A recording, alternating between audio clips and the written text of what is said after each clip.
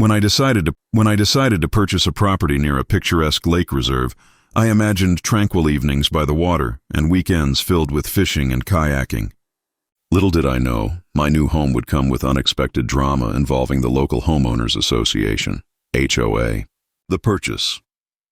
After months of searching, I found the perfect spot. The property boasted stunning views and direct access to the lake, which was one of the main selling points.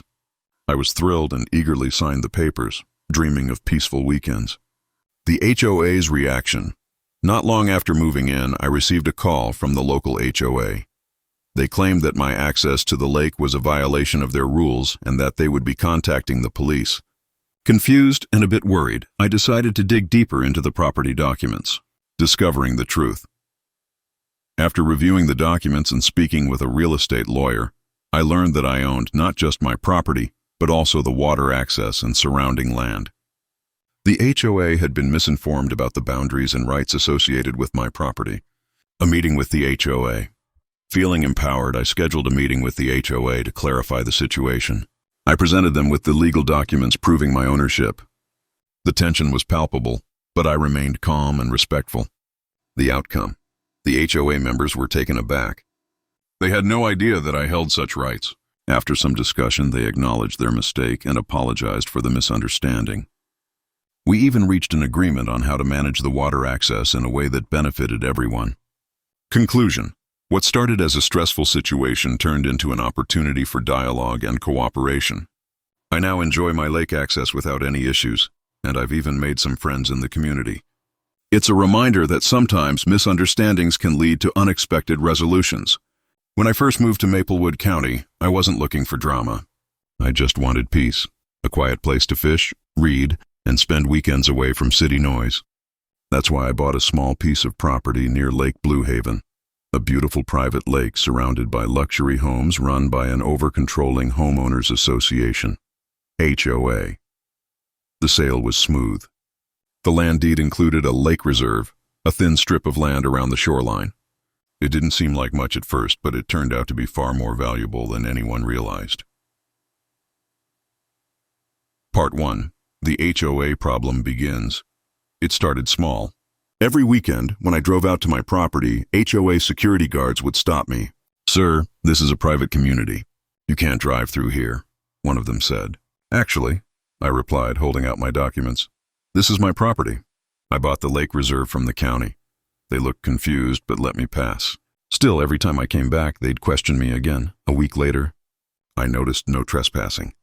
Signs around my land, placed by the HOA, they were trying to block me from accessing my own property. That's when I knew this wasn't a misunderstanding. It was a power. Play Part 2, the police call incident one Sunday morning. I went to the lake to clean the old dock area. Within 20 minutes, 2 police cruisers pulled up. "Sir, we got a call from the HOA saying you're trespassing on private land," the officer said. "Officer," I said calmly, "this is my land. I have the deed right here." He looked at my paperwork, checked the legal description, and raised his eyebrows. The coordinates matched. I owned the shoreline. He turned to the HOA manager, who had just arrived, looking furious. "Ma'am," the officer said, "he's not trespassing. According to this, he owns all shoreline access, including the docks." The HOA manager's face went pale. Part 3. The shocking discovery. A week later, I got curious and went through the full county property registry. To my surprise, the lake reserve I bought wasn't just a small area. It was the entire boundary strip around the lake. That meant every HOA member's backyard dock, boat ramp, and fishing area was sitting on my property. They thought the HOA owned the shoreline, but legally, it was part of an old county parcel that I now controlled. I contacted my attorney, who confirmed it. "You legally own the land under their access points. The HOA can't use the lake without your permission." Part 4. The court showdown. The HOA, of course, sued me, claiming fraudulent purchase. They accused me of manipulating the system and stealing community property. In court, my lawyer pulled out the official land survey and deed records. The judge examined them and leaned back in disbelief. "According to these documents," the judge said, "Mr. Carter owns the lake reserve. That includes all access points to Lake Blue Haven." The courtroom went silent. The HOA president tried to argue that it was public utility space, but there was no record of that. The deed had been neglected for decades, until I bought it fair and square. The judge ruled in my favor. Part 5. Turning the tables after the ruling, the HOA's tone changed dramatically. Suddenly they wanted to negotiate access rights. I could have blocked them completely, but I'm not cruel. Instead, I drafted an agreement. Each household could continue using their dock, but they'd pay a small annual access fee for maintenance. And the HOA had to formally acknowledge my ownership in county records. It wasn't about money, it was about respect. They spent months treating me like an intruder, only to find out I owned the very water they loved. Epilogue. The calm. After the storm now, when I walk along the lakeshore, everyone greets me politely. No more HOA patrols, no more police calls. The same people who once called me a trespasser now wave and thank me for maintaining the lake. And every time I watch the sunset reflect off the calm water, I smile, because I didn't just buy land. I bought peace, power, and poetic justice. The cease and desist letter from the HOA arrived on a Tuesday, tucked between a junk mail flyer and a notice about mandatory recycling bins. Marcus Thorne ignored it for a full day, letting the crisp white envelope sit on his kitchen counter like a silent accusation. He'd bought the Lake Reserve lot, a seemingly useless, overgrown patch of land bordering the community's prized centerpiece, Lake Serenity, for a song. The HOA had made it clear. It was a buffer zone, useless for building, and they really wanted it gone. Marcus, a mild-mannered accountant by trade but a fierce believer in due diligence, had done his homework. The title search on the 10-acre parcel had been meticulous, but he'd skimmed the final legal summary, focusing on clear ownership. The letter, however, alleged trespassing, repeated unauthorized use of Lot 42B for ingress and egress to Lake Serenity, in direct violation of community bylaws and recorded easements. You are hereby instructed to remove all personal property from the shoreline immediately, or the association will be forced to contact law enforcement to ensure compliance. Marcus sighed, dialing his lawyer, Ms. Anya Sharma. Anya, they're calling the cops over my own land. They think you're trespassing on their access, Anya clarified dryly.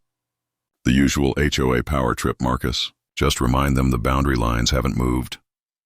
That's the thing, Marcus said, pulling out the heavy, leather-bound original deed from his safe. They keep referencing Community Access Easement 3. I want you to look at the exact language on my deed, specifically regarding water rights. The morning after the cops arrived the next morning, Marcus was indeed by the water's edge, using a post-hole digger to set 4 simple, rustic wooden posts marking what he considered his new property boundary, a foot past the usual sandy edge where the HOA residents like to launch their kayaks. That's when the squad car pulled up, kicking gravel. A uniformed officer, Officer Davis, approached with a notepad, looking distinctly uncomfortable. Mr. Thorne? I got a call about a dispute over property lines and possible tampering with community access. Marcus smiled, holding up the post-hole digger. Officer, I'm marking my property. If the HOA feels their access has been impeded, they should talk to their lawyer, not you. Just then, Mr. Henderson, the head of the HOA board, strode down the bank, face beet red. Officer, thank you for coming. This man is illegally blocking the community's only legitimate access to the lake. He bought that scrubland just to spite us, and now he's privatizing the water.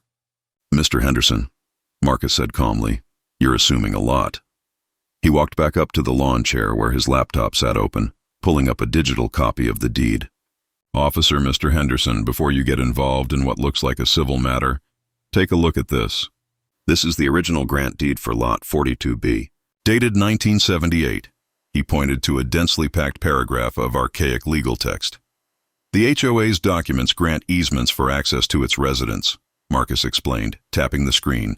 But the original grantor's covenant, recorded before the HOA even existed, states, the grantor hereby retains and conveys to the owner of Lot 42B all riparian rights and exclusive subsurface water rights to Lake Serenity in perpetuity. Henderson scoffed. Riparian rights? That's an old term. It means you own the bank. It doesn't mean you own the water. The title revelation, Marcus clicked a different tab on his laptop.